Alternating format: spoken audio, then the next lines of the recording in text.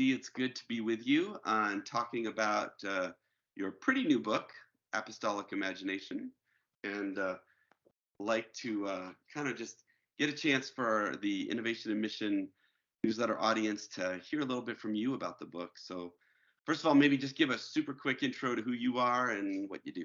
Absolutely. John, thanks so much for the time being with you, brother. It's always a pleasure. Appreciate you so much in your ministry. My name's JD Payne. I am a professor of Christian ministry at Samford University. I primarily teach courses in evangelism and missions here.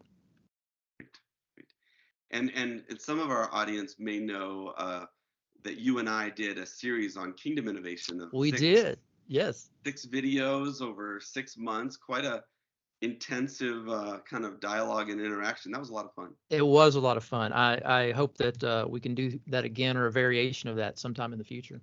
Yes, I'm sure we'll get a chance to do something cool like that.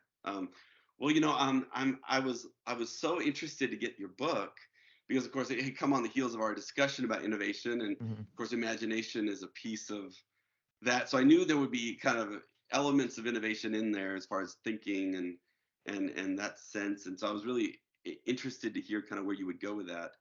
And I just wanted to read a quote from the book and then maybe ask you to kind of walk us through it a little bit. In that you talk about apostolic imagination as a mind that is set on the things of Christ and his kingdom. The imagination assists with the application of knowledge to life and ministry. The divinely given wisdom that saturates the imagination assists with problem solving and the ability to be a wise steward with what has been received.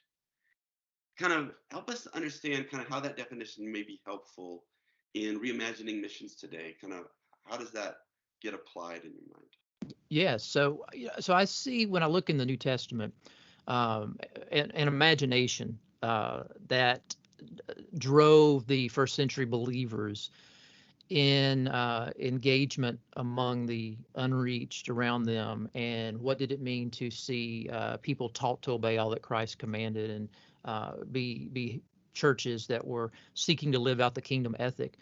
And I'm trying to just challenge us as a modern day audience to ask some questions, and that is, how much of our imagination, our thinking that affects our actions and the way that we live and the way we believe, how much of it actually aligns with some of those things we see in the scriptures, and where maybe we have over 2,000 years of church history lost focus, maybe. Started to embrace more cultural preferences rather than biblical prescriptions. How can we realign ourselves, refocus, if you will, that way of thinking and doing things? The book is, it's quite a provocative book in that, I am calling us to really, reimagine some of our definitions, the way we do things when it comes to this thing called our Great Commission task. And so it's trying to get us back to the scriptures. Yeah, I appreciate that. And obviously there's the other book, When Everything is Mission, that I know you were collaborating on, and just this wrestling with when we get fast and loose with the terms and start to get fuzzy with our thinking, a lot of times what results is a lack of clarity about what is the task, right? And that kind of goes into my next question for you. You talk about the shift from apostolic to pastoral work in global mission. I'd love for you to talk about, just how has this impacted the idea of apostolic imagination or apostolic work? This difference between apostolic and pastoral work as people go out cross-culturally. Well, and keep in mind that, the guy who's speaking here, my background is in the pastor teacher. So, almost 20 years of pastoral ministry. So I do not see myself as the apostolic type, the missionary type, the Apostle Paul, if you will, but more in that pastor teacher role. But the thing is that I think over the course of history, particularly those of us in the West, we have come to primarily understand ministry and Great Commission work that would extend going to unreached peoples primarily through the lenses of a pastoral approach, or what I would refer to as a pastoral imagination. Now, that's wonderful to have a pastoral imagination if you're talking about established church ministry. But whenever we're talking about making disciples of all nations and crossing those cultural gaps, we really have to begin to shift into more of an apostolic approach. And I think it operates out of a completely different imagination. I think it keeps the pastoral imagination in mind because I think the apostolic approach is involved in developing local leaders, contextualized leaders in local congregations. But for the most part, I think a great deal of what we in the West and 200 years of Protestant missionary history have taken to the world has primarily been a pastoral approach uh, that we call missions. And I would say that that is not the way we need to think in terms of how we should move forward in the future. And what I think that language does for us, JD, as I'm just imagining having a conversation based on some of the terms you've laid out and that challenge you've laid out, is as we do our innovation work in mission, really to ask ourselves some questions as we're doing. Innovation is all about new ideas, Mm-hmm. assumptions, hypotheses, testing things out, iterating rapidly, right? That's the whole Right. Yes. focus of that work. And so we come into our innovation work with lots of different assumptions and assumptions about mission and what it is, and how it works, and really challenging ourselves about those Mm-hmm. is a really key part of true innovation, because we're coming in with ideas about how to do things that might be impacting the solutions we come up with.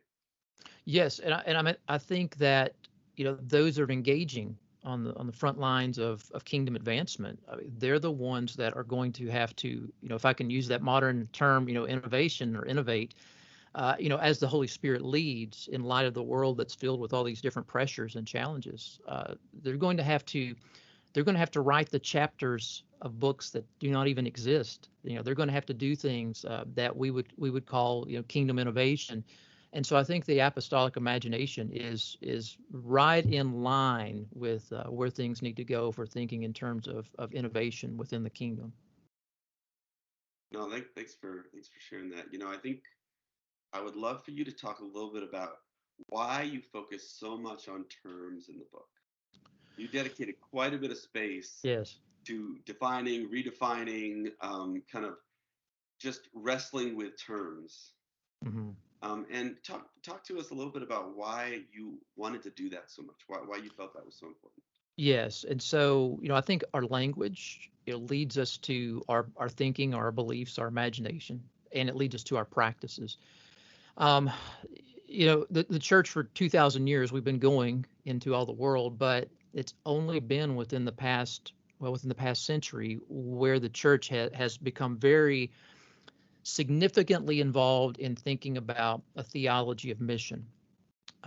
It's not that it didn't exist, and it's not that people didn't talk about it. It's just that we, back in the 30s, in the 1930s, actually started talking about this related to the mission of God and started getting serious about it. And so, what I think we have done for a great deal of time, at least in the past 500 years, is we have allowed a lot of culturally preferred terms to develop within our vocabulary that we have taken back into the scriptures trying to find definitions for, and they don't exist because they came primarily out of Western civilization, not out of the scriptures. And so we don't have, I think, the healthy, robust exegetical theology on which we build our terms, we get our terms, and we build our definitions for why we do what we do when it comes to this thing called missions and missionary and things of that nature. And so if we don't start with the scriptures and allow the scriptures to lead and provide that foundation for us, then who's to say that my definitions aren't as good as your definitions, or maybe mine are better than yours, if we're using words that we can't find in the scriptures and we're proof texting things. So that's why I'm trying to drive us back to looking at things from an exegetical level first and foremost. That's helpful. Thanks for doing that work, because that's not easy work, right? It's not. It's down. You got to get down in the dirt and work on it a little bit to get there. But Yes. it's so Yes. important to build from that kind of a foundation. So Yes. last question, and we'll wrap up here. I'd love for you to share a little bit about how you think innovation practitioners, which is most of the people that I interact with quite a bit Hmm. out there in global mission agencies and nonprofits, how could they harness the apostolic imagination to strengthen their creative and innovative work? What any thoughts you have that you could give them that they could apply out of the work that you've done? I think part of it is one, of course, growing in our understanding of Scripture, but also seeking to be filled with the Spirit, each day. And then as we move forward into the world, looking and praying and seeking God's guidance of what we need to do in light of the various challenges and opportunities. Challenges can also be opportunities, that come our way. I think about, for example, in Acts 16, Paul and his team, they tried twice to go into two different places, once into Asia Minor and once into Bithynia. And it says that the Spirit closes the door. The Spirit does not allow them to go into these places to share the gospel. They were in a process of, I think, from a kingdom perspective, they were innovating in the sense that they were doing ministry and going into places that the church had never been to before, and doing ministry that the church had not engaged in before. And so Paul gets this vision of a man in the night, come over to Macedonia and help us. Macedonia is a region, but they go to Philippi, a leading port city. And before they get there, it says we concluded in Acts 16, that the Lord was leading us, in that direction. And then they go to this leading port city. So I think what you see there is that they're seeking to do things in the world. They're seeking to carry out the Great Commission and live life with the mind of Christ. But as they encounter these various challenges, they're still looking to the Lord for guidance, and they're trying new things. So as they're going and doing things, shooting at certain targets, Asia Minor, Bithynia, it's how the Lord actually led them to plant the church in Philippi. And so I think that some of those principles that we can find there can be applied today if we allow ourselves to be led by the Spirit. We're walking with the Lord, allowing His Word to lead us, but we're doing things. We're not just sitting back. We're trying things, and we're readjusting and moving forward. And I think oftentimes that's how the Lord gets us to Philippi, and that's not on our strategy or on our whiteboard to begin with. Yeah, well said. That mix of being in a posture of following the Lord, but also being active and action oriented. That's one of those dualities, those things that they're so Yeah. challenging to manage in our lives, because one can be passive so easily, and one can be presumptive and impatient so easily, right? So that mix Yes. and Yeah. getting We that want. right is such a God thing. Yeah, we want, the proverb says, zeal without knowledge is not a good thing. The one who makes haste with their feet misses the way. And so we want to have both of those. We want to have that knowledge, but we want to have that zeal and not, divorce the two. But you're exactly right. We don't want to be passive, but we don't want to be, you know, running ahead full throttle in an unhealthy way, unwise way. Well, hey, JD, thanks so much for taking a few minutes and sharing. And I'll put links to the book and all those things in the newsletter and in the YouTube video, so that everyone can get over there and get it for you. Well, thank you, brother. You're very kind. All right. Have a good day. All right, you too. Take care.